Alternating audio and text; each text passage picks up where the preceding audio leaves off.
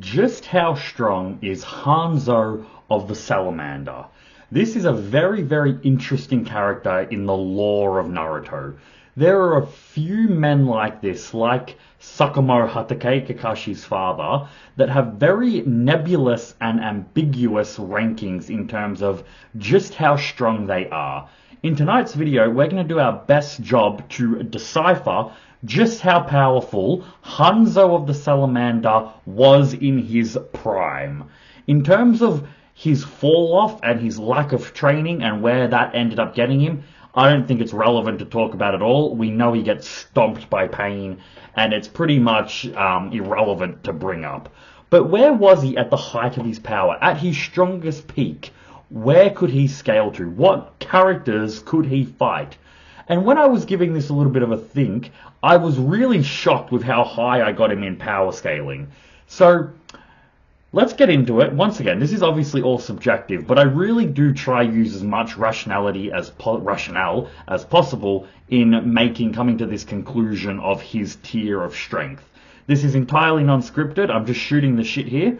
So let's see where we go. I have a thought process of how strong I would rank him, but as we discuss it more, I could change my mind. I could make him weaker or stronger. We'll see where we get to. If you like this video, make sure to like, share, and subscribe. And let me know down in the comments, where do you think Hanzo will be in terms of power scaling? Now, what do we know about Hanzo? Not much. He has 4 named jutsu that he can do. One of them is the body flicker, the other is the summoning jutsu, and the only elemental jutsu that he has is his firebomb technique, where he turns the ground into paper bombs. They then climb up the person's body and it explodes in a massive explosion. Quite a deadly attack, being able to restrict someone from the ground and then bombard them with fiery explosions. Very, very useful, living up to his epithet of salamander, because obviously we know in fiction, in fairy tales and stuff like that, salamanders are obviously fire-breathing as well. So not only are they amphibians, they can also control fire. So I really like that Kishimoto decided to give him some fire-related powers. He's very skilled with kenjutsu, being able to use his sickle and chain to even beat people the likes of Mifune. And this is, Mifune in his younger days, where he's not an old geezer in, like, the 4th Shinobi War. So the fact that he's going toe-to-toe with someone who only specializes in kenjutsu, we know he's very much got his skill points very high up in that form of combat. But what he's known for, his epithet, the reason why he's so deadly is his poison. Not only can he summon a poisonous salamander that can breathe out poisonous gas, that can poison and paralyze people, but he himself is also poison. Because he was injected or implanted with a black salamander's venom sac into his body when he was a child, he can breathe out poison and he can use poison in his ninjutsus to really cripple and essentially immediately kill his opponents. A very, very deadly ability that's kind of like instant kill type of effects. So that's all we know about his individual powers. But what do we have to go off? Who are some of the people he's fought? What kind of information do we have on Hanzo the Salamander? It's not as much as I would like, but there's a few key details we know. We know that in the Second Great Shinobi War, the 3 legendary Sannin, before they were even called that, all fought against Hanzo as a team and were effortlessly defeated by him. Hanzo, though, was so impressed by their abilities that he named them the 3 legendary Sannin. A very, very great feat for Hanzo, because while they weren't at their peak of their strength, the Sannin here, they were, I don't know the exact ages, but they were essentially adults. They looked around 18 to 20, and so they were certainly at some level of incredibly strong. I'm not sure I would say they were all Kage level at this time, but they were pretty much, I kind of envision them as maybe like Kakashi level of strength at this time, probably a little bit stronger as well. So they knew these weren't just fodder, and Hanzo took them on all together, meaning if you combine the 3 of theirs power, you would definitely imagine that they would have been Kage level at that time. But we have that feat. We also got in the data books that mentioned that Hanzo was like it backed up what we saw, that he effortlessly took down the Sannin. It wasn't much of a struggle for him. But if we keep on the Sannin train of thought, you know what? Let's pause very briefly here. We'll get on to the other area where we can compare the Sannin through power scaling Hanzo soon. Because power scaling Hanzo against the Sannin in the Second Great Shinobi War doesn't really tell us anything, because the Sannin themselves aren't able to be properly and adequately power ranked or power scaled at that time in their lives. What we do know from the Fourth Great Shinobi War is that Granny Chio was an old rival of Hanzo, and they fought many times, which tells us a little bit of information here, because we scale Chio to her grandson, Sasori of the Red Sand. Now, this isn't perfect comparisons, but we do know that Sasori was able to kill the strongest Kazekage the Sand Village had ever seen, the third Kazekage, the man who could control iron sand through his Kekkei Genkai. Sasori was able to, kidnap and kill him without even having him as a puppet. We know that Sasori's one of his greatest weapons, other than himself being a human puppet, is that he has the body of the third Kazekage, a human puppet. And he was able to beat that man without that power amp. So a very great feat for Sasori. Now, Sasori scales to Granny Chio somewhat. Now, you might be thinking, Jack, like, they weren't even at all. And you're right, to a degree. In their fight in the cave, Granny Chio was keeping up with Sasori quite well, but there are a couple of things going in her favor. She had Sakura as support, a very capable medic ninja that could throw in she could throw hands when needed, had quite a lot of physical strength about her. But she also knew Sasori intimately. She was the one that taught him how to use the puppet ninjutsu style. So she knew Sasori better than anyone. Meaning, if she was fighting someone of exactly Sasori's strength, but someone that she didn't know, and that they were using a different technique than the Puppet Master Jutsu, she wouldn't have done as well against Sasori. They're fair points that we need to get out of the way. However, what is also in her favor is that she's like 80 years old at this time. When she was fighting Hanzo, she would have been 20 to 30 years younger, meaning her strength would have increased. So while it's all subjective, I'm kind of fine hyping Granny up more because of what that she was fighting her at an old age, and the advantages that she had in the fight with Sasori, with Sakura, and knowing Sasori. I think they balance each other out to make Granny Chio not stronger than Sasori, but a relative contender. Someone that can actually kind of keep up with him to a degree. Meaning, if we're scaling Hanzo to Granny Chio, we can scale Hanzo to be just as strong as Sasori, if not stronger than him. Now, through other power scaling feats, we're going to find out that he is stronger than Sasori. But that is a line of thought that we do need to go down, where we can kind of ensure, without a doubt, that he is stronger than all the members of the Kazekage, with the exception of maybe Gaara. Now, once again, I'm getting a little bit ahead of myself. We do know from power scaling another character that Hanzo would definitely be stronger than Gaara, but from the feat of being able to beat Sasori, you could argue that maybe Gaara would get the W if they were to fight. Gaara versus Sasori, that would be a very interesting matchup that I would be eager to see. Gaara in the Fourth Great Shinobi War. But the main feat that we can take with Hanzo is Jiraiya's words about him in the Hidden Rain Village, where he learns that Pain was able to beat and kill Hanzo all by himself. Now, Jiraiya is absolutely dumbfounded and completely shocked and exasperated that anyone could beat Hanzo one-on-one. He deems it an impossible outcome, that Hanzo would never lose, that no one is strong enough to just beat Hanzo.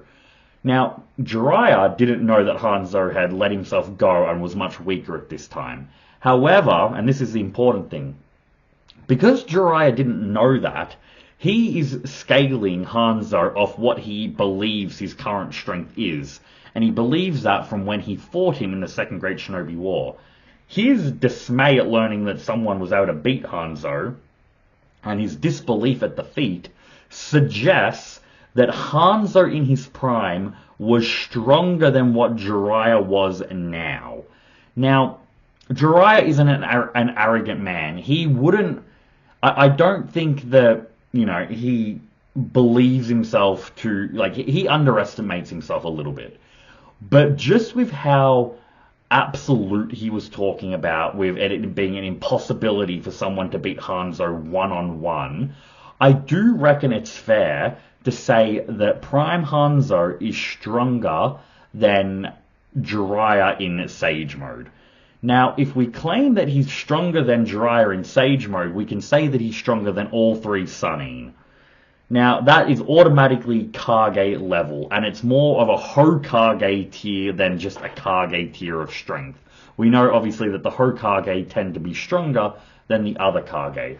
But if he's stronger than Jiraiya in Sage Mode, where does that leave him? And in some outlooks here, I reckon it's not improbable to say that we could also then scale him to actually being stronger than Pain. Now, that one might have immediately got everyone clicking off. Jack, you're an idiot. If not clicking off, down in the comments, just having a go at me. And that's fair enough. But the reason I say that, I'm not just pulling that out of my ass. We know that we saw how well Jiraiya did against Pain. And Pain himself admits at the end of the fight, once Jiraiya has been killed, that if we didn't have this secret, we may not have won this fight. Now, he says that because a lot of Pain's strength comes around the secrecy of his abilities. Meaning that if we're believing that if Jiraiya knew what Pain could do, if he had a little bit of prep time like Naruto did, that Jiraiya could potentially beat Pain. Now, that could be a scenario where if they fought 10 times, maybe Jiraiya wins 5 of them, maybe Pain wins 5 of them. Either way, it kind of suggests that Hanzo is stronger than Pain, because if Jiraiya full power in Sage Mode is contending with Pain if he knew what Pain was capable of, and then that very same Jiraiya is thinking that it's an impossibility to beat Hanzo, then it is fairly fair, in my opinion at least, to say that Hanzo scales actually above Nagato/Pain, which is a really, really crazy kind of statement to make. But I don't, I'm not trying to be cocky here or anything or arrogant, but I don't see how what I'm saying is wrong in any way. Obviously, everything is up to subjective intake of what was said, but the way I interpret it is that through these different chains of strength, that you could say that Hanzo is confirmed to be stronger than Pain. Now, if we go down that line of thinking, because if you don't, I reckon that's kind of where you tip him off. Kind of in between Sage Mode Jiraiya and full-powered Pain. Hanzo is kind of in that tier of strength. But if we say that he's stronger than Pain, that then gives us a little bit more to work off. Now, you've got to remember, he's considered a legendary ninja, so we know that he's powerful to begin with. But if he's stronger than Pain, where is his limit? The first person we need to speak about is... Because, I'll say this now. If he's stronger than Pain, he's stronger than the current 5 Kage in the 4th Great Shinobi War.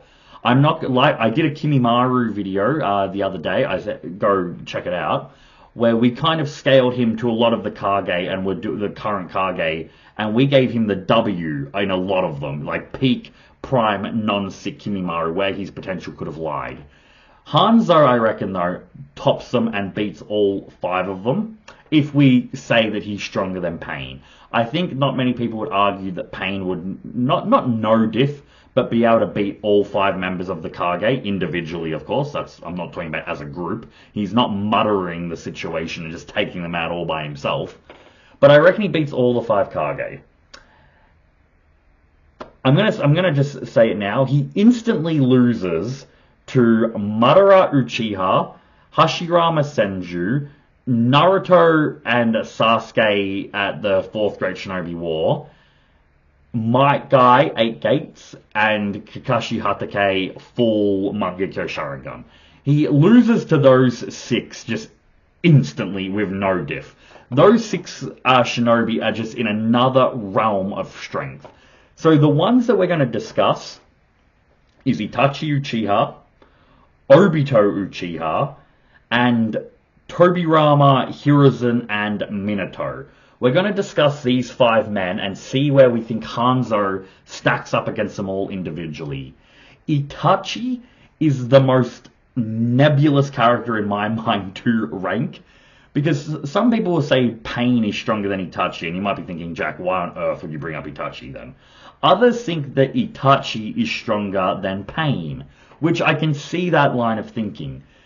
Because Itachi possesses both the Totsuka Blade and the Yatamira with abilities like Izanami and Izanagi, he makes... Those are very hacks abilities where he actually can beat people that are otherwise stronger than him. So, I once did a video of Itachi vs Kaido as well from One Piece, if that's something that you're interested in watching. I might leave them all in the description if that's something that you're interested in, those 2 videos I suggested. But I'm not going to give my straight thoughts on who would win out of Itachi and Pain. A lot of the time, like, Itachi could maybe beat people that Pain is weaker to, like beat people that are stronger than Pain, but then lose to Pain himself, because it's all about matchups and how compatible people are in a fight. So I won't say whether or not I think Itachi is stronger than Pain, because why shoot myself in the foot? That's a future video idea.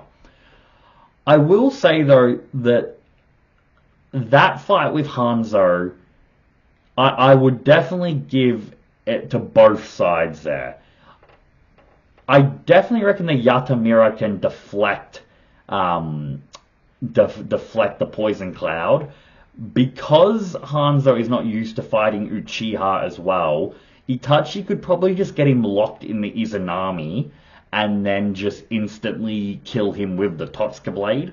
So I probably would give it to even sick Itachi, but the hacks abilities that Itachi has just makes it quite not fair for pretty much everyone.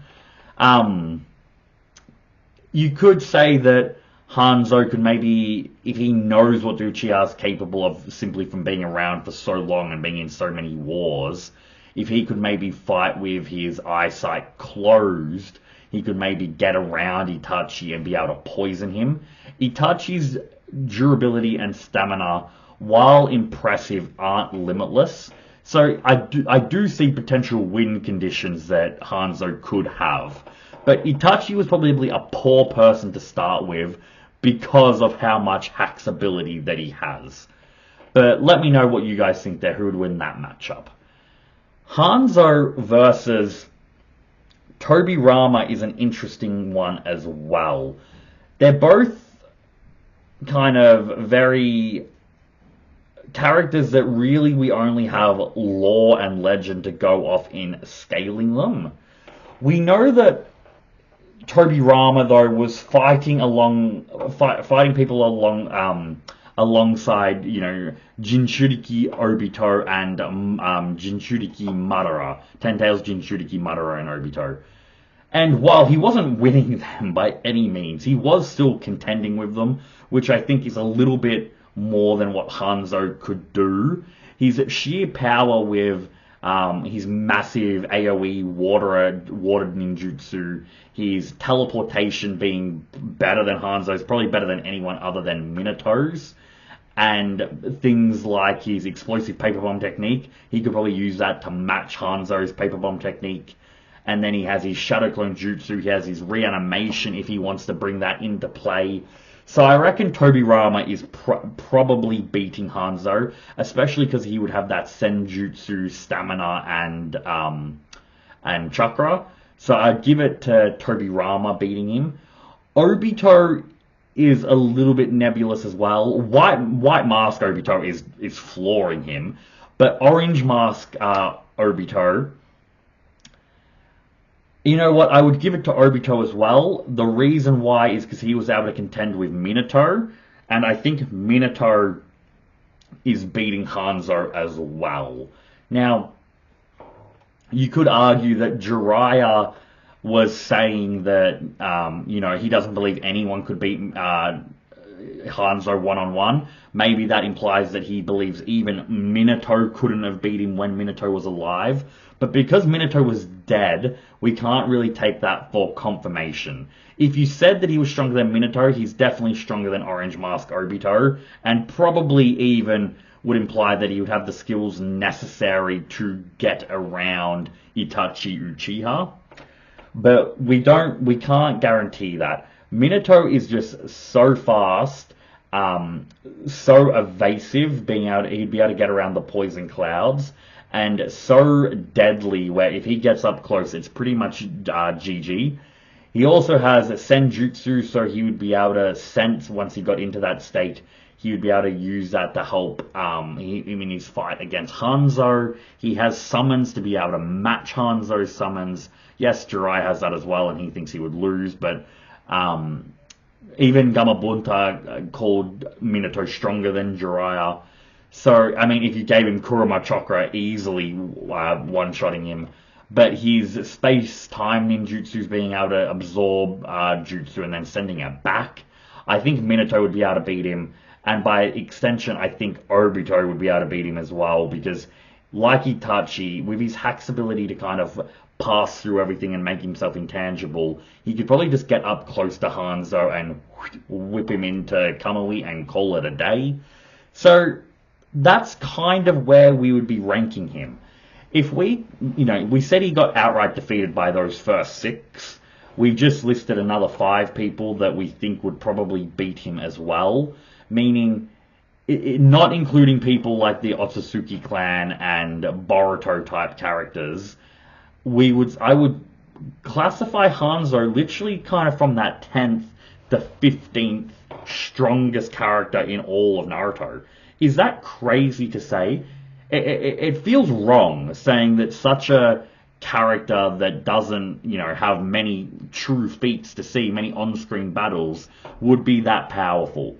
But with his sheer broken summoning ability, his power in Kenjutsu and his power in Ninjutsu, his speed that we've seen him being shown to display, and then all the feats of strength not feats of strength, but all the scaling we can do from Jiraiya's words, I'm happy to put him in that 10 to 15th strongest character in all of Naruto. Let me know down in the comments what you think, if you agree or disagree. And if you do disagree, let me know why. I feel like I've been pretty good in, not just pulling things from my ass, being a bit logical in the statements that I'm taking. So let me know if you think he would be weaker or stronger, and how you think he would be weaker and stronger. And just a little bit of insight to the channel. This was a video that was requested for me. You know who you are. Shout out to you. Thank you for the support. I've also got a Sakamoto Hatake video in the pipeline ready to go when I'm ready to talk about him. I needed to release the Hanzo video first because I think Hanzo needs to be brought up when we're discussing Sakamoto. Because Sakamoto is very similar to Hanzo in the sense of legendary tier shinobi, but only with people speaking about how strong they are, never actually seeing any proper feats. We see even less from Sakamoto. So I wanted to do the Hanzo video first so we had something to look back on and compare. But guys, I've been JackCypher. It's been a pleasure deciphering just how strong we think Hanzo the Salamander is from Naruto. Have a lovely day, everyone.